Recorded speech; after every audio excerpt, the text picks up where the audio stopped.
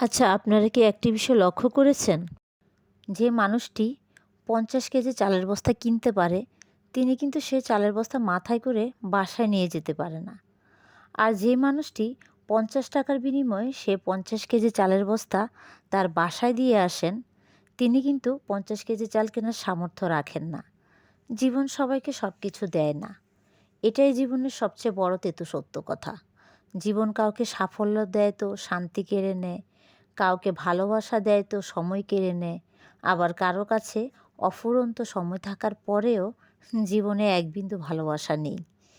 কেউ কেউ তো আছে জীবনে কোনো কিছুই না পেয়েও মুচকি হাসি দিয়ে তৃপ্তির ঢেকুর তোলে। আসলে জীবনের সবচেয়ে বড় সত্য কথা হলো, জীবনে প্রশান্তি কিন্তু পাওয়ার মধ্যে নয়। সমস্যা হলো আমরা জীবনের অর্থ ভুলে যাই। জীবন মানে কিন্তু পাওয়া নয়। জীবন মানে হলো যা পেয়েছি তা নিয়েই বেঁচে থাকার চেষ্টা। সবাই সব কিছু পাবে না, তবে অর্থ সম্পদ এই জিনিসগুলোর মধ্যে সুখ লুকায়িত নয়। সুখ ভীষণ আপেক্ষিক জিনিস। অনেকে আছে দেখবেন লক্ষ কোটি টাকার সম্পদ নিয়েও মানসিক অশান্তিতে ভুগছেন।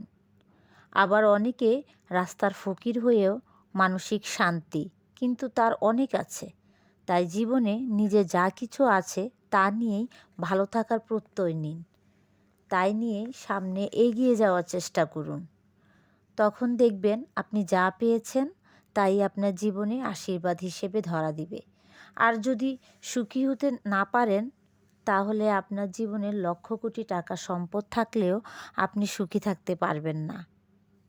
সুখ আসলে আপেক্ষিক জিনিস। সুখী থাকতে জানতে হয়। অসংখ্য ধন্যবাদ এতক্ষণ ধরে আমার ভিডিওটা দেখার জন্য।